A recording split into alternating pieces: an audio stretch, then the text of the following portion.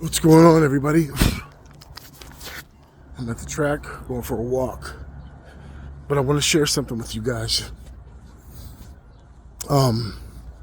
Yesterday, I woke up a little early in the morning, and I had woke up at like 6 or something like that, and I had a really bad headache, so I went back to sleep. When I went to sleep, I had a dream, and I'm going to share a little bit of this dream. In this dream, it looked like it does today. Beautiful sky, except there were a lot of clouds in the sky. And in this dream, I was with a group of people who I don't know, but these people were leading me to this house, big white house, and it was beautiful out. So we get to this house, and then when we get inside, it's beautiful inside. And there's a guy who lives there, young black kid, about 20 years old. Looked like he was about 20 years old. And these people were like, come on, let's go in. So we go in, and everything was nice. So I was like, man, I'm thirsty. I want some juice. I'm going to go to the store and get some juice. And the guy who owned the house said,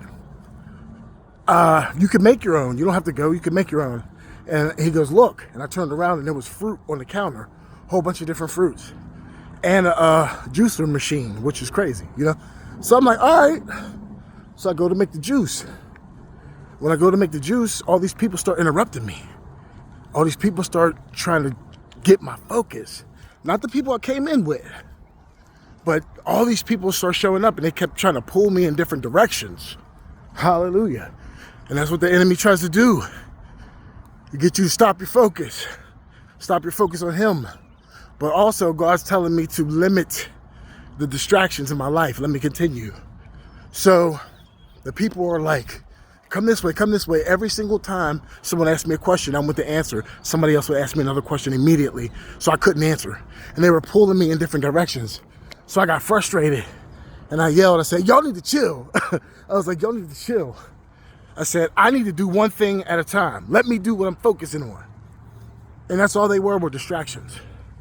And so this is where the dream gets crazy. As I go back to turn around to get the fruit, all the fruit spilled on the counter and on the floor. So I'm really upset because these people interrupted me. I'm not super mad, but I'm like, man, leave me alone. So I go to clean up the fruit or the juice. It's on the floor, and there was a black juice on the floor. It looked like blue blackberry juice or something.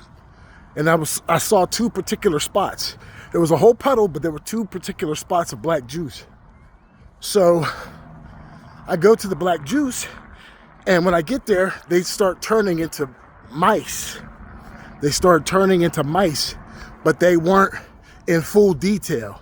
They were like a blurry version of mice, but they got as big as dogs.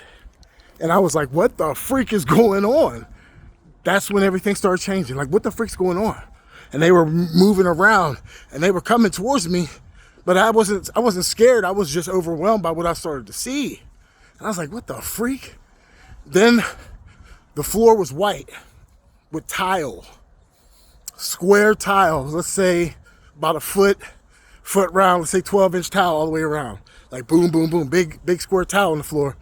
I looked down at the tile, and I started seeing different pieces of tile, and I started seeing these faces like I was looking at tile, but these faces were popping up, and they were square like the tile, and I could see the eyes, the nose, and the mouth, and their faces were red. And I was like, what the freak is this? It was just one face particular, but I was focused on one face, but there were multiple faces. Some reason I left that out when I first told this, but there were multiple faces on the floor, but I focused on one. And the guy was screaming as if he was in torment. And I'm looking at this like, what the freak is going on in his house? I'm not getting a realization that I'm in a place of hell. I'm in a place of torment. I'm in a place of whatever. But look, it looked just like this outside, except I was in a beautiful neighborhood, and there were a whole bunch of clouds in the sky. It looked like a beautiful day. So as I'm looking at that, the people that I came in with was like, let's go outside for a walk. I said, yeah, let's go. So I turned around, we walk outside. And as we walk outside, I'm looking around the neighborhood. I'm like, what's going on? All these people start running up to me and they're pointing and laughing. They're going, ah, ah, and like in a mocking laugh. So then the realization of where I'm at has sunken in. I'm in a place where there is no God. And I started saying, God. I started yelling in my dream, God, if you can hear me, please save me. Please save me from this place. I said, God, I'm sorry. And the realization the revelation started coming to me in my dream. God, I see what you're saying. These distractions are trying to lead me away from you. And if I allow them to continue to lead me away from you, they're going to ultimately lead me away from you and away from your presence, to the point where I'll end up eternally separated from you. So this is the last part of it. So as I'm yelling at the sky, I'm like, God, if you hear me, please save me, please. And then next thing I know, I look up at the sky and there's this beautiful cloud, but it turns into a Joker face, but it's a demonic Joker face. And I'm like, what the freak is going on? And it starts laughing at me and mocking me and repeating what I'm saying. And it's this huge face in the sky. And it's laughing and mocking me.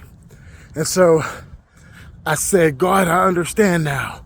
I understand now. I get it. I get it. And when I said that, I saw a tweet appear in the sky. And it had @ and it said, I understand now. I see now. I understand now. And I started hearing laughter. And it was mocking me. And every time I said something and was crying out to God, it was mocking me, because I was in a place of torment. I was in a place that's eternally separated from God, which was an elementary school version of hell, because God didn't show me the fullness of what hell really is. But I came to the understanding and the knowledge that what scared me the most is waking up, or what scared me the most is crying out to God and having an absolute understanding that he's nowhere around and that he's not hearing what you're saying.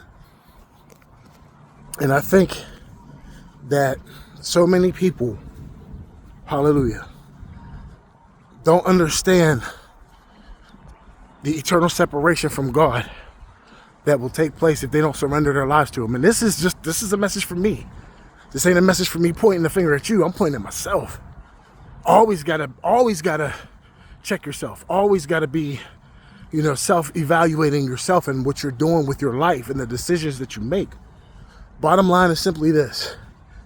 When I felt that God didn't hear me, when I knew that God wasn't where I was at, the overwhelming feeling of no hope took over my soul. And that is more scarier than the torment and the mockery that I was seeing. The fact that some people are going to be eternally separated from God, and they're going to be crying out, and God is not going, you will never feel his presence again. You will never see him. You will never hear from him. We on earth can feel his presence. That's why there's some sort of peace here, because God is keeping everything in control. But when his presence is gone, and that day is going to come, and people are going to cry out to him, he's not going to be there. Even though God takes up all space, all eternity, everything, his presence is not going to be where you're at. And that is another scary thing.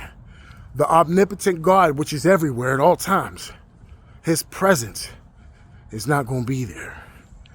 His ears are not going to hear you. And you will feel each and every moment of that in your soul, in your spirit for eternity. And that's not going to change. And the feeling of that is just going to grow and grow and grow. And the intensity of that fear is going to grow and grow and grow. Hallelujah. I'm not trying to scare nobody, but I want you guys to realize we're going somewhere when we leave this earth. It was a wake-up call for me. Why? Because it shows me that I need to be more diligent in my search for God, that I need to be more diligent in respecting who he is and respecting what he has done in my life and correcting and getting rid of distractions in my life, whether it's social media or people. Now, I understand discipline, but sometimes you got to eliminate the window of distraction in your life.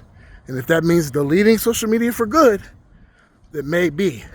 So for now, I'm going to practice staying off of it a lot more than I do.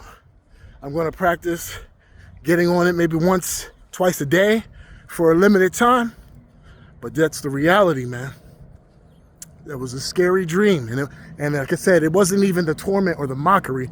It was the feeling and intuitive knowing God is not hearing me and God is not there. God bless.